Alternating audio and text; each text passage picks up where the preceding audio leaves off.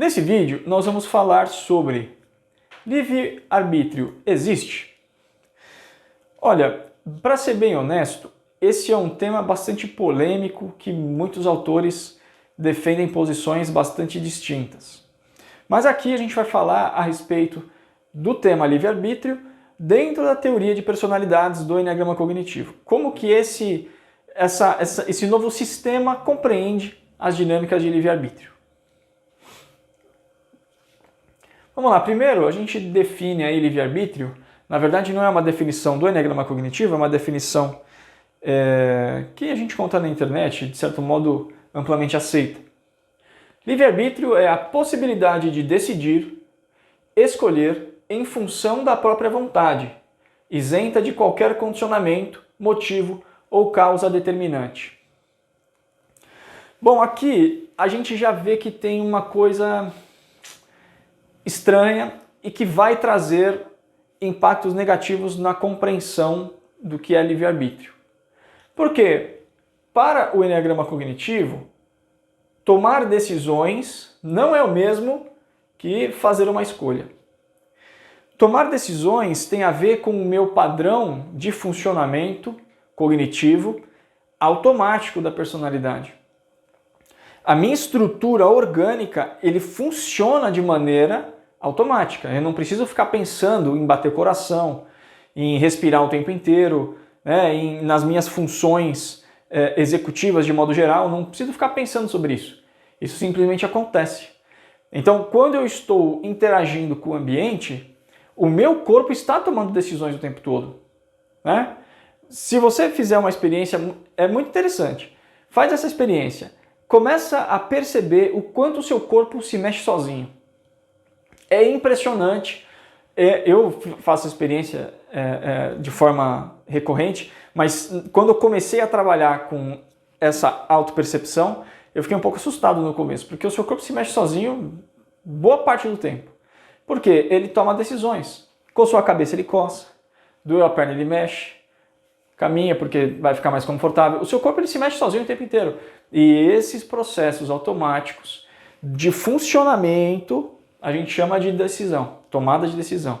Agora, fazer uma escolha tem a ver com, eu vou fazer faculdade de psicologia, ou filosofia, ou matemática, ou física, o que eu vou fazer? Eu quero esse emprego, eu quero outro emprego, eu quero comprar um carro, uma moto, né? Eu quero namorar, não quero, vou em um determinado restaurante ou outro, enfim, fazer escolhas é diferente de tomar decisão. Tomar decisão é algo inconsciente que vai ali acontecer dentro do nosso funcionamento. Fazer escolha, a gente vai captar elementos para fazer uma escolha entre A ou B ou mais possibilidades. Então, livre-arbítrio, para o Eneagrama Cognitivo, vai ser fundamental a gente entender esses dois elementos para compreender como o livre-arbítrio acontece, ok? Outro ponto também importante, isenta de qualquer condicionamento, motivo ou causa determinante, também é um ponto ali, pedra de tropeço, né? Porque, enfim, eu vou explicar dentro do vídeo, vamos lá. Primeira coisa que a gente precisa compreender para identificar livre-arbítrio. Condições enquanto espécie. Nós, seres humanos, somos animais, nós temos um padrão de funcionamento. O livre-arbítrio, ele existe, mas não é uma bagunça. A gente não pode escolher, por livre e espontânea vontade, voar. A gente não vai fazer isso, não vai voar. Respirar embaixo d'água, a gente não vai, né? A gente não consegue mudar as nossas condições enquanto espécie, ok? Nós nascemos com um organismo, nós temos uma carga genética, nós temos uma série de informações biológicas, somos seres biológicos, e essas condições, elas não são quebradas, ok? Então, muitas vezes, quando a gente escuta sobre livre-arbítrio, autores defendem coisas que não cabem no contexto, para falar que não tem livre-arbítrio. Existe livre-arbítrio, mas ele é um elemento muito sutil dentro da proposta, que a gente fala mais para frente. Então, condições precisam ser aceitas para que a gente consiga olhar o livre-arbítrio onde ele mora, né? Porque senão a gente não vai enxergar.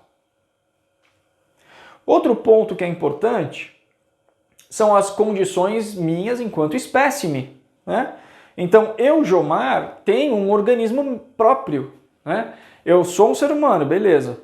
Mas eu posso ter deficiência visual, deficiência auditiva, eu posso ter alguma coisa que não funciona direito no meu hardware, né, no meu cérebro, e isso vai fazer com que as minhas experiências estejam enviesadas por isso, né? Então, todo o meu genótipo e o meu funcionamento cerebral vai ser também uma condição na qual eu estou vivendo nesse mundo, né?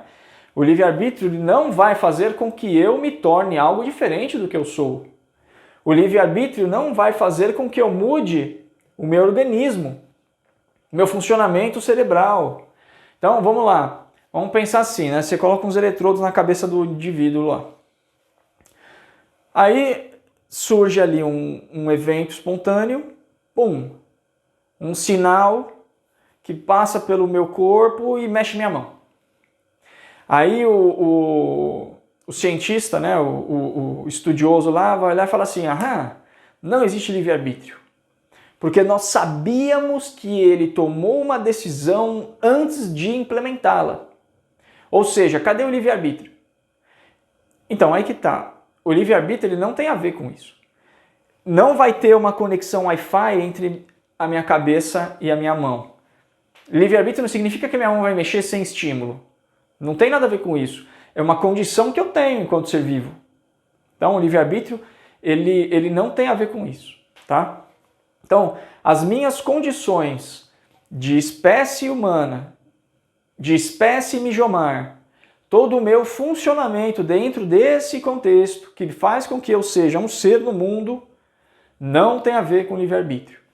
Inclusive, no ponto máximo ali, com relação ao funcionamento do meu perfil de personalidade. Porque a essência da personalidade também é uma condição do espécime. Então, eu, enquanto perfil 5, enxergo um mundo diferente de um perfil 8, de um perfil 9, de um perfil 2 e por aí vai.